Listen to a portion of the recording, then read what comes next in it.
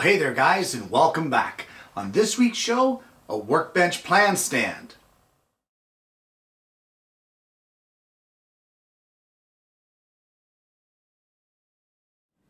Well, quite a few of the projects that I work on here on the show come from either magazines or printouts, or sometimes I'll draw a little plan up at my desk on an 8.5 by 11 sheet of paper, and they're always lying around the bench and getting in my way.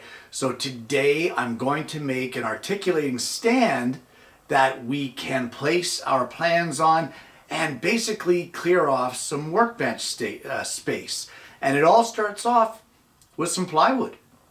Well, the first piece that we're going to start with is the fixed base. This will be the base that we clamp to our bench. And for that we need a piece of 1/2 inch plywood that is 5 inches wide and 10 inches long. We now need our upright piece, and for that we're going to cut another piece of 1/2 inch plywood. It'll be 4 inches wide and 4 3/4 inches long.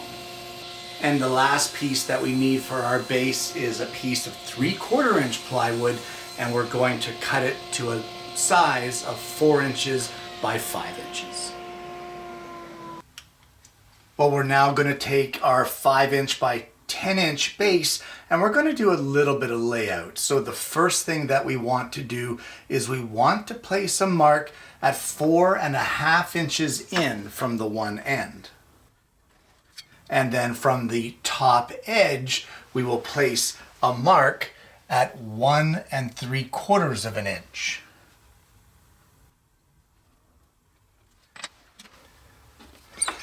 And we can give that a little bit of a center punch, as we'll be drilling a hole there a little later on. We now want to mark the radius for either side, or for both sides I should say, and that will be a 2.5 inch radius. So we're just going to place a mark here at 2.5 inches in from the end, and then 2.5 inches in from each edge, and that will provide us with our pivot point, or our axis, for our compass to put our 2.5 inch radius.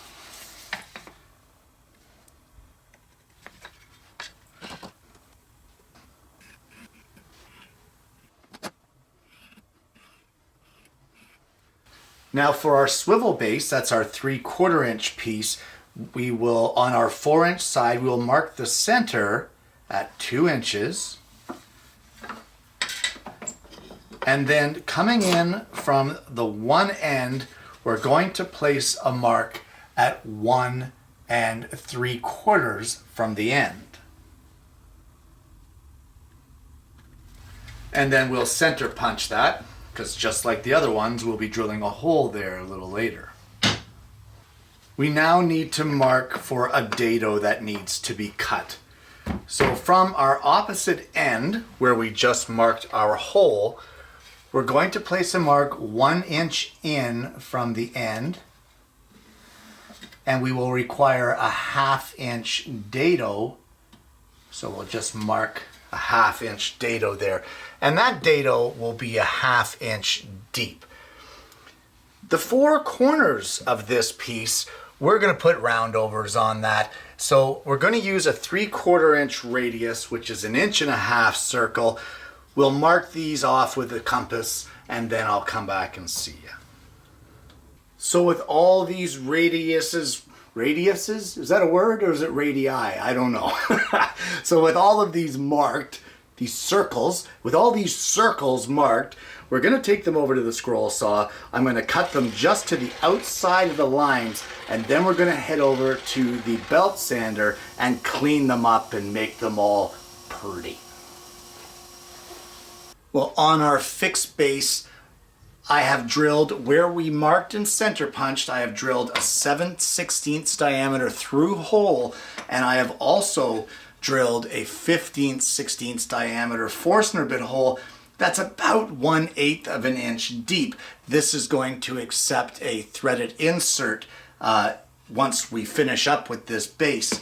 So the last thing that we want to do here with this piece is we want to place a 1/4 inch roundover all the way around the top surface. And with the piece fully sanded, we can now place our threaded insert in place here, and using a whackometer, just drive it in place. Just like that. Well, our next step in this process is to deal with our swivel base. So there's several things that are going to happen here. We need to, where we've center punched, drill a 7/16 diameter hole. We will also take this over to the table saw and we will run our dado 1/2 inch wide, 1/2 inch deep. But before we do that, on the top surface, we want to place a 1/4 inch round over all the way around. With all of our base pieces finished and sanded, it's now time to put the base together. It's a pretty simple operation. All we're going to do is place a little bit of wood glue down here in our dado, just like this. We'll place a little bit here on the sides. Not much, because I don't want a lot of squeeze out here. I know there's going to be some. And our upright piece will then just get placed inside of our swivel base.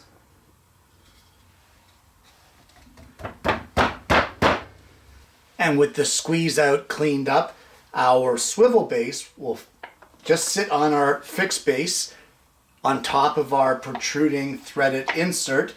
We'll take a 5/16 washer. This is a 5/16 thread that we're using here, and that will get put in place right here to lock down our base. And of course we can swivel it however we want and then lock it down again once we get it in place. So for now we're going to put this aside and we're going to turn our attention to making the arms for this. Well, our arms are both made from 1/2 inch stock. So this will be the lower arm, and it is 4 inches wide. It's 13 3/4 inches long.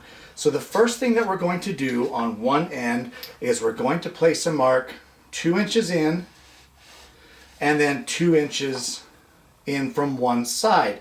And that will provide us with the radius we need at one end, which is a 2-inch radius. And we will just use our compass and mark that on our board.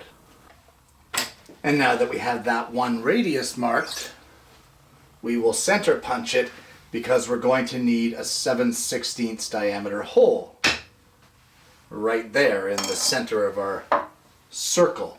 So we'll turn this piece around now. We're going to do the radius on the other side, and we will mark our center line here at 2 inches, just like that. And our other one is a little different. This one's 1 3/4 inch radius. We will mark it at 1 3/4 inch. We will place our compass there, and then we will draw our circle. And once we get that done, we will then join our two lines. So from our radius up here to our radius down here. There's one side. Just turn it around. And we'll mark the other side. And just like we did with our other piece, we will center punch the center axis of our circle, because we will need a 7/16 diameter hole there. So that is our lower arm. So now we can move on to our upper arm. Now our upper arm is a little bit different in dimension. It is still 1/2 inch thick ply, but it's 3.5 inches wide, and it's only 12 3/4 long. So again, we will mark the center on one end to be 1 3/4. And on one end, it's going to be, same as it was before, a 1 3/4 radius. So we will mark this.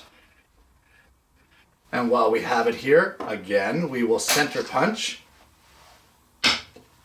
And we'll turn our board around, once again marking the center at 1 3/4. But this one here is only going to get 1.5 inch radius. So we'll mark our 1.5 inch, and just like we did on our lower arm, we will set our compass and draw our circle. And again, like we did on our other piece, we will join our two lines to give us that taper. And I'm pretty sure you know what's coming here. We will center punch for our hole. So these pieces here, you don't need a video of it, I don't think. It's the same process that we did when cutting the swivel base and the other pieces. We're going to cut it close to the line with the scroll saw all the way around, and then we're going to take it over to the belt sander and clean it up to the line, and then I'll come back and see you at that point. Okay, so what I've done is I have our two arms, and our lower arm in the wider end, what I've done is same thing as we did at our base, a 15/16 Forstner bit hole, and that is 3/32 of an inch deep. And then a 7/16 through hole. For that, we're going to take a 7/16 or a 5/16 thread T-nut, and we're going to blast it into our hole here. Just like that. Now this piece will now insert onto here, onto our swivel base. It actually goes in this way, just like this. And we can take, I have one here somewhere, a 5/16 knob with a 5/16 washer, and we will just place this in here, just like this. And then we can tighten it down. And that is our lower arm in place. So now we have to turn our attention to our upper arm. And what this one requires is the same thing, except the 15/16 diameter hole is top and bottom of our arm. So we will sit it in place, hammer that T-nut home, and then do the same for the other one. So with the wider section of our upper arm, we will place our T-nut into our 7/16 diameter hole, and again with a 5/16 thread jig knob and a washer, we will attach our upper arm. What's next is the platform to hold our magazine or our plans. Well, what I have here is a 3/4 inch piece of plywood that is 4 inches by 8 inches. And this is going to be the document support, or it'll be the piece that holds the document platform. So what I'm going to do is I'm just marking here 1.25 inches in from each edge, and what this is for is, once again, another radius. This radius will be 1.25 inches, and we'll do it on all 4 corners to round this off. Now the other thing that I have done is I have just marked a 3/4 inch wide dado. That will be for our pivot block that will sit inside of this. And for that pivot block, we're going to need a piece that is 8 inches long and 4.5 inches wide. This is actually a little longer than 4.5 inches. It's just kind of the way it worked out. So the first thing that we're going to do is we're going to mark a line 1/2 inch up from the bottom on the 8-inch side all the way across, just like that. And then we are going to place a center line here. We know that it's 8 inches, so 4 inches is our center right there. And we need, right from this intersecting point here, this point where our 1/2 inch meets our center line, we're going to need a radius from that point at 4 inches. So we're just going to place a mark here at 4.5. I hope I just didn't confuse you there. 4.5, and we will set our compass to that, and that should give us a perfect 4-inch radius that will extend side to side on our 8-inch wide board. Just like that.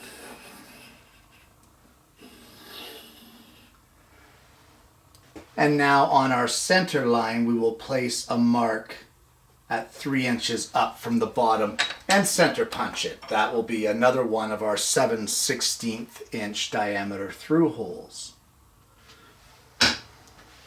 So much like we did on all the other pieces, I'm going to rough cut these on the scroll saw and then take them over to the belt sander, and when I get that done, I'll come back and I'll see you. I finished shaping the pivot piece. I drilled our 7/16 diameter through hole and gave it a good sanding, and now we can put that piece aside because we need to work on the base. And just like we did with our pivot base, the first thing we want to do is a 1/4 inch round over all the way around. And with that done, we're going to take it over to the table saw, set the height of our blade to 1/2 inch, and we're going to cut our 3/4 inch deep dado. If you don't have a dado blade, don't worry about it. I'm not using mine. I'm just going to make consecutive passes all the way across until I get the width that I want. With our dado cut 2 inches in from each end and centered on our remaining stock, I'm just going to put a center punch here, and we're going to drill and countersink for a number 8 screw, and that's what will hold our document platform onto this base. And now with everything sanded, we'll just apply some glue our pivot piece into our base. Well, it's now time to make our document support platform, and for that I have a piece of 1/2 inch thick plywood, and we're going to, like we have on so many other pieces here on this project, put an 1.25 inch radius on the top 2 corners of our piece. So we're just going to measure in 1.25 inch from the top and then 1.25 inch from the side, and that will give us our pivot point for our compass. The next thing we're going to do for our layout here is we are going to place a mark right across the top edge 2 inches down from the top. And then from that 2 inch mark, we're going to go down another 7.5 inches and place another line all the way across the bottom.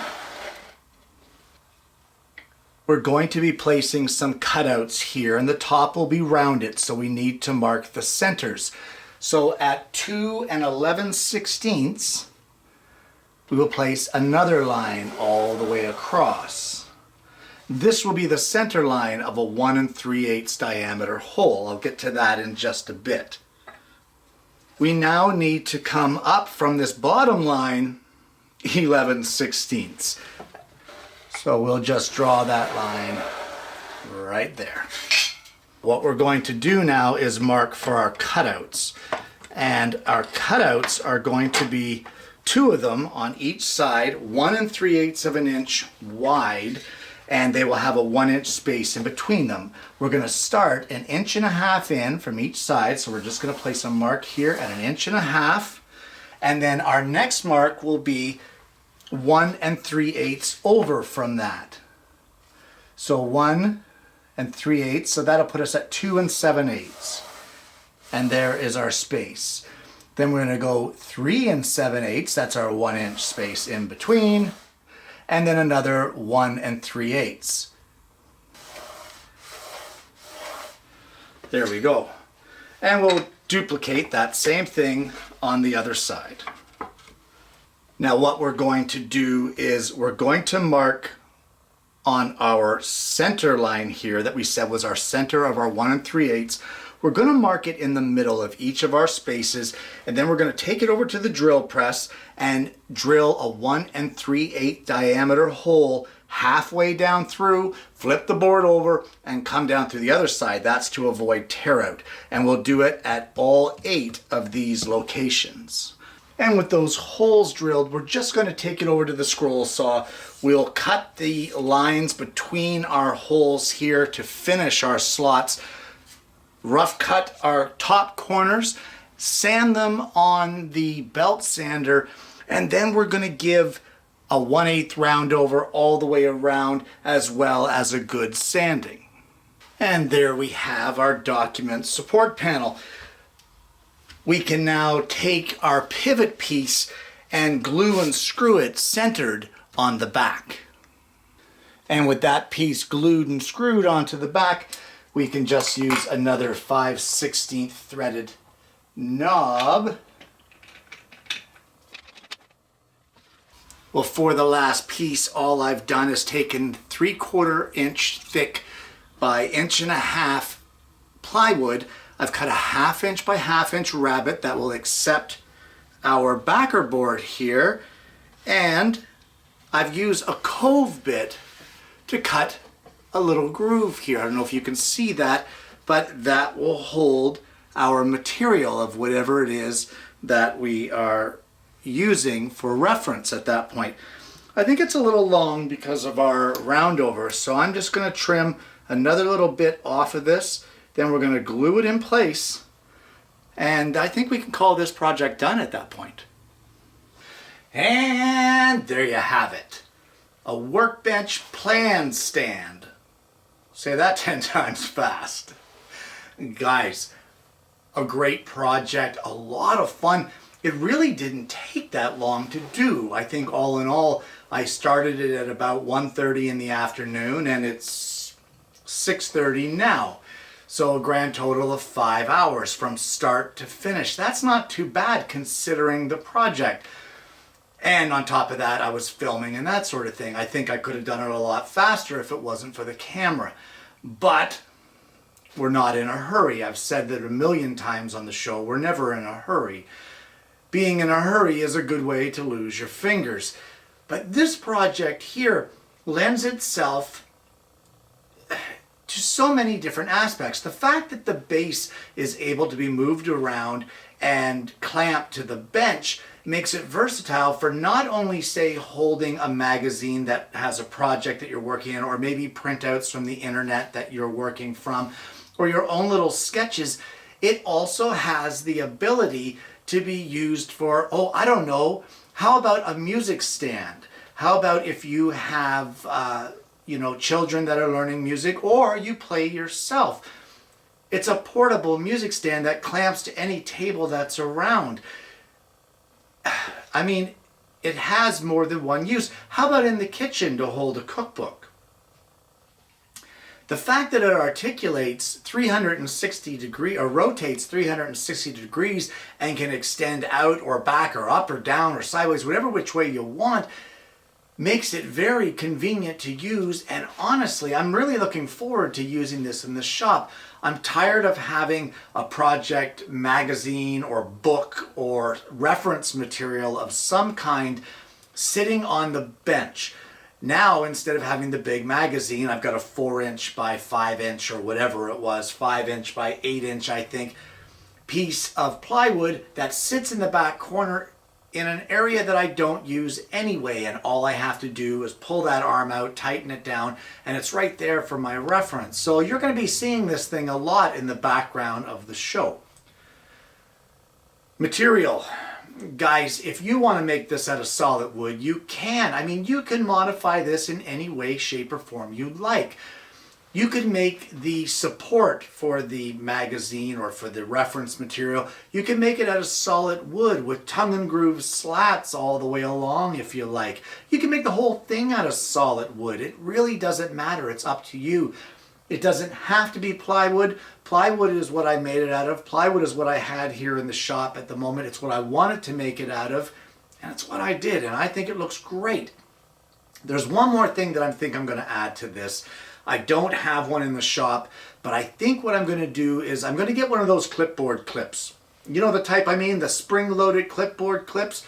I think I'm going to get one of those, and I'm going to mount it dead center at the top of this thing just so that it will help hold things. If I have just a piece of paper, let's say, you don't want that falling over. I think it'll go a long way to, helping out with holding my reference material and keeping my hands free and clearing off that space on my bench. Guys, I hope you're going to try this project for yourself.